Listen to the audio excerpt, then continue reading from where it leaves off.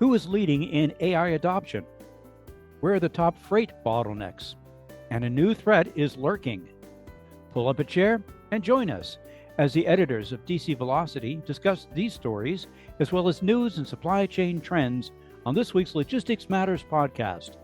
Hi, I'm Dave Maloney. I'm the Group Editorial Director at DC Velocity. Welcome. Logistics Matters is sponsored by Werner. In cross-border shipping, experience is everything. With more than 25 years of trusted expertise in Mexico, Werner moves your freight seamlessly across the border. Their bilingual teams handle the customs and compliance, so you don't have to. Get the reliability that your supply chain deserves. Become a customer today at choosewerner.com. As usual, our DC Velocity senior editors, Ben Ames and Victoria Kickham, will be along to provide their insights into the top stories of this week. But to begin today, you can hardly turn left or right these days without hearing about artificial intelligence and its potential impacts on supply chains. But how fast should companies move in adopting these new technologies? And who is way ahead of the pack in implementing AI? Ben Ames has more on this with today's guest. Ben? Thanks, Dave. The big buzzword has definitely been AI. We've seen the big tech firms investing billions of dollars in infrastructure, and we've seen businesses in every sector scrambling to add artificial intelligence to their workflows and also train their staffs how to use it. But a recent study from the supply chain orchestration technology vendor Kinaxis found that AI use is accelerating everywhere, but that readiness for AI is uneven depending which region you live in. So here to explain those results and break down what to expect is our guest this week. He's Fab Brasca, Senior Vice President for Market Strategy at Kinaxis. Welcome, Fab. Hey, great to be here, Ben. Fab, we've known each other for a few years, and I know you're a pro in the supply chain tech sector. Tell us about your role at Kinaxis and also what the company has to do with today's topic of AI.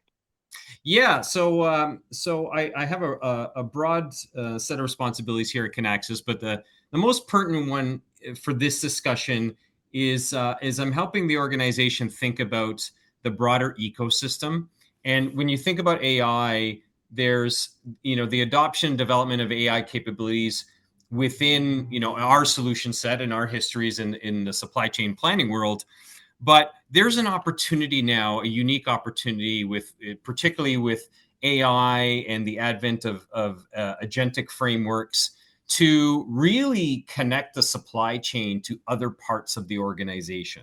And so part of my responsibility is kind of looking at the broader ecosystem and looking for these opportunities where supply chain planning can start to become much more interoperable with other parts of the organization where traditionally they've operated in silos.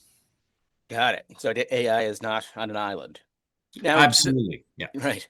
Now let's look at the results of this new study. It found that the fastest AI acceleration was in Asia Pacific, 81%, and in Europe, 78%, but with North America trailing significantly at 57%. How did Kinaxis come up with those numbers? What do they mean? Yeah, so we did a joint study. It was done in conjunction with the Economist Impact. We surveyed over 800 executives from across the globe. So it was pretty comprehensive survey on a variety of questions, of course, related to AI adoption and usage. So that's really the foundation of the metrics itself. And it's really interesting because that particular metric you quoted was about the acceleration of adoption. And I expected those high numbers, particularly with what's going on in the world. What is interesting is the variability across the regions, where you're seeing a greater acceleration in places like Asia Pacific and Europe over the US. But I think a lot of that has to do with the impact of the volatility that we see in the world. Gotcha. So looking at the bigger picture here, how do some of those differences that you found in the study in regional adoption rates reflect some of that volatility, the economic and the policy pressures? I know there have been, of course, tariffs and tariff resets and labor volatility.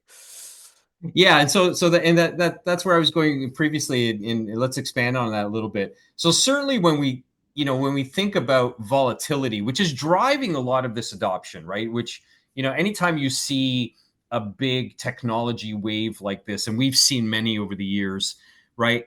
It's typically what drives that adoption is usually some other incenting issue, right? Whether it be consumer, we used to talk about multi-channel retail and consumer centricity a few years ago. We've talked about the Amazon effect, all of these different things that will force companies to start thinking differently and maybe adopting different waves of technology.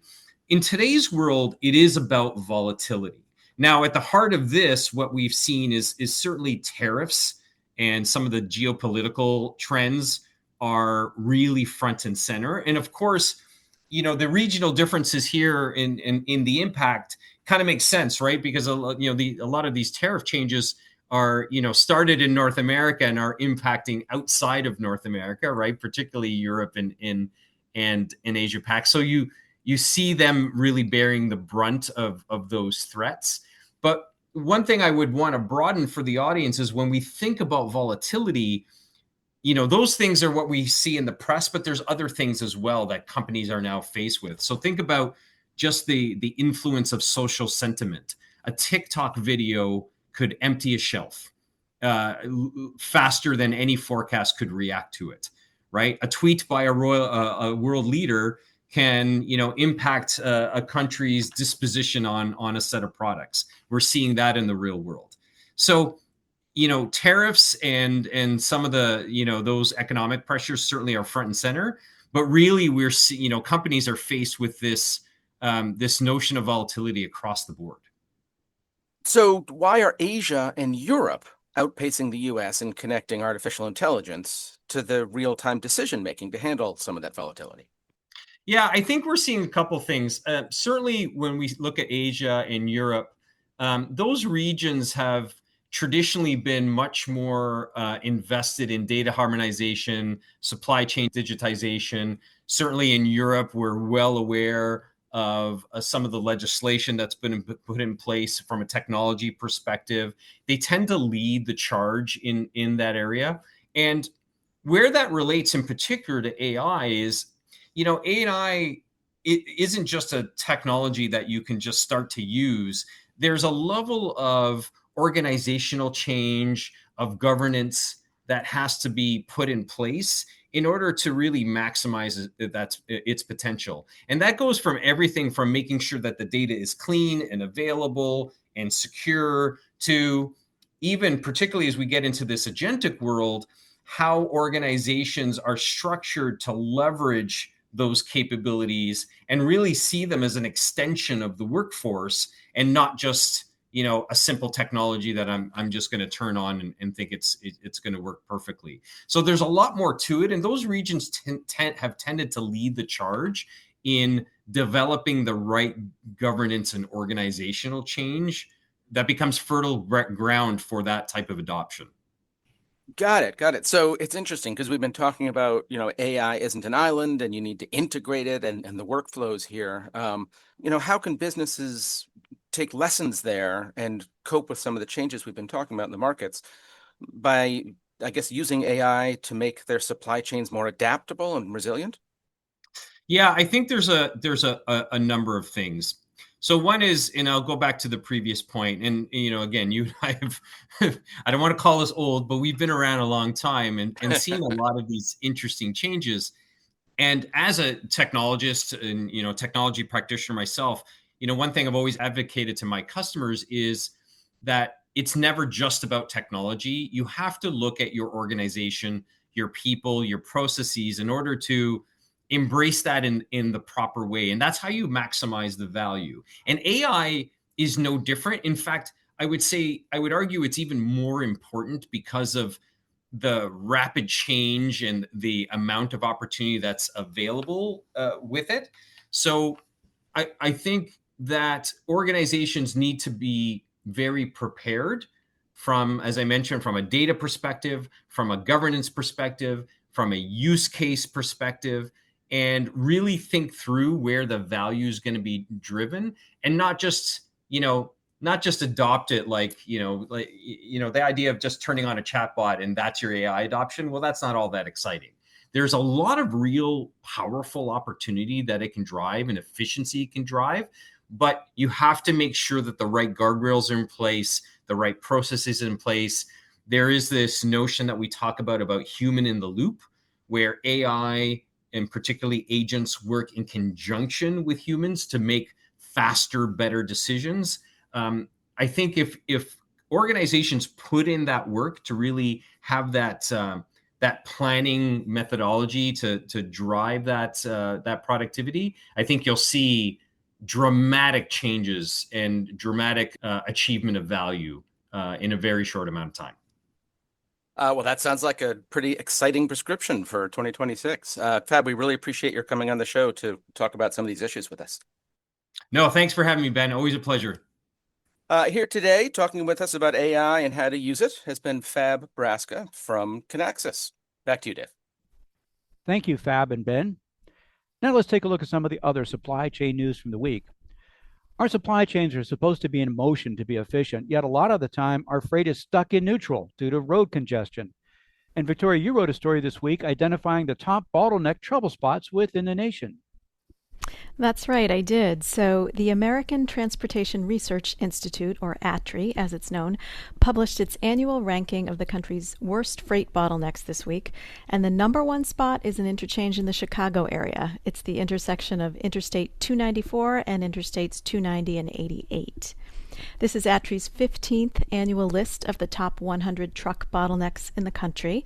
And this was interesting because the Chicago location that took the top spot did so for the first time ever, and it actually knocked the long-standing number one ranked bottleneck in Fort Lee, New Jersey, down to the number two spot. That spot in New Jersey is near the George Washington Bridge. If you're familiar with it, you know it is very congested. So that doesn't say much about the number one ranking, but I always find this list very interesting. It identifies the worst traffic areas for truckers and for commuters, but it's also designed to help local, state, and federal governments apply surface transportation funding where it's really needed the most. So, Victoria, how does ATRI establish the ranking and how has the information helped in the past?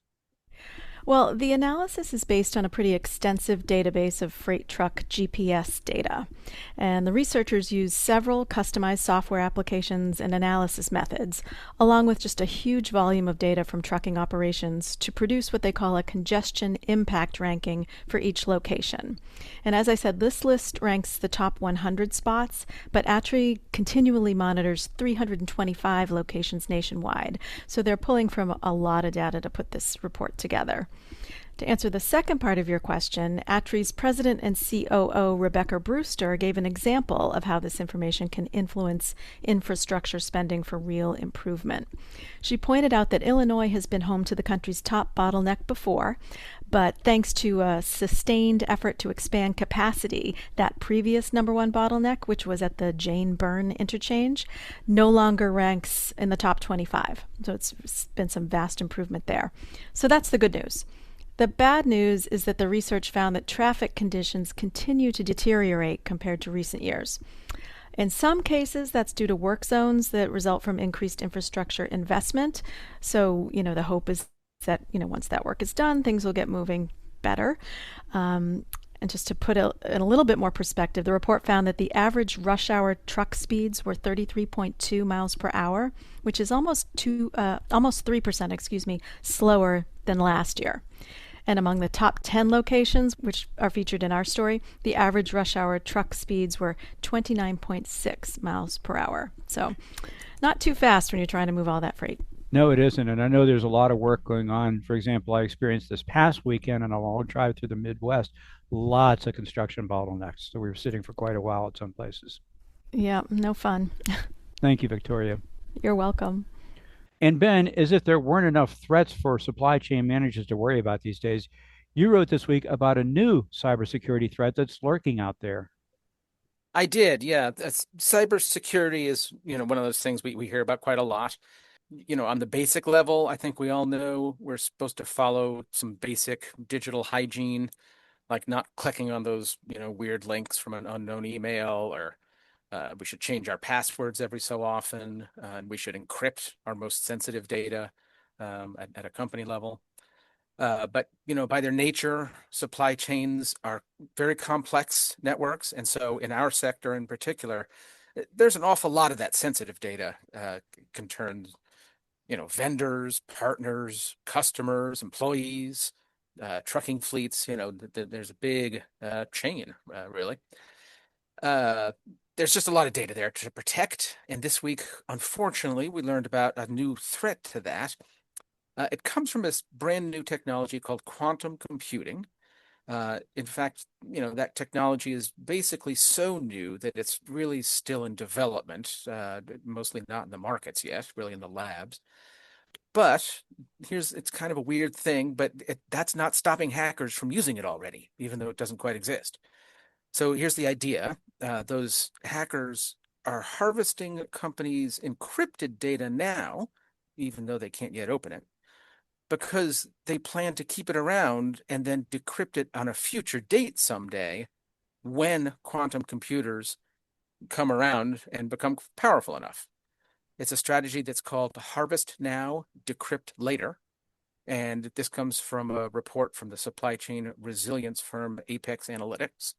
Their report was called The Quantum Paradox, Separating Hype from Reality for Supply Chain Leaders.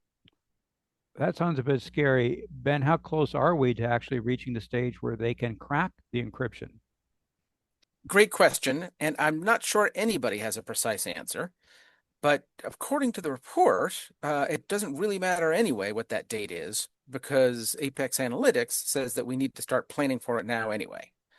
So one of the execs who had written the report, Akhilesh Agarwal from Apex, said the risk is not that quantum computers arrive tomorrow. The risk is that supplier data that we're exchanging today cannot be secured retroactively, leaving procurement teams with avoidable cost, effort, and executive exposure. Now, fortunately, he also pointed out that these same supply chain companies might be able to use those same powerful quantum computing tools to defend themselves once we get to the future. He said quantum-enabled optimization and probabilistic modeling could eventually help organizations, for example, tackle some complex supply chain management problems. But leaders really have to plan for post-quantum security now. Otherwise, they'll be accumulating risk that can't be undone later. So I'm feeling like I'm going through a sort of Star Trek wormhole here. But and by the way, I did have to go get a crash course on what on earth quantum computing is anyway. The basic is that whereas modern computers process information as bits, it's either zeros or ones that we often hear about. Quantum computers define data in qubits, and those can exist in multiple states simultaneously, not just a 0 or a 1. And that allows quantum computers to evaluate vast numbers of possibilities at once. It's called parallel computing.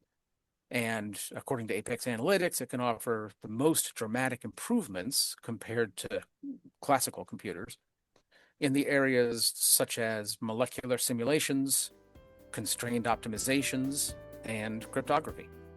Well, as systems do get better and smarter, it seems like the bad guys also have those new tools, which means it requires a lot of diligence and possibly investments to keep our supply chain safe and everything up to date. Exactly so. We'll keep tracking it, but this was one of those stories that you learn something new every day. Right. Thank you, Ben. Glad to. We encourage listeners to go to dcvelocity.com for more on these and other supply chain stories. Also, check out the podcast notes section for some direct links to read more about the topics that we discussed today. And we'd like to thank Fab Brasca of Kinaxis for being our guest. We welcome your comments on this topic and our other stories. You can email us at podcast@agilebme.com. We also encourage you to subscribe to Logistics Matters at your favorite podcast platform. Our new episodes are uploaded on Fridays. And a reminder, Logistics Matters is sponsored by Werner. In cross-border shipping, experience is everything. With more than 25 years of trusted expertise in Mexico, Werner moves your freight seamlessly across the border. Their bilingual teams handle the customs and compliance, so you don't have to. Get the reliability your supply chain deserves. Become a customer today at choosewerner.com. We'll be back again next week with another edition of Logistics Matters. Be sure to join us. Until then, have a great week.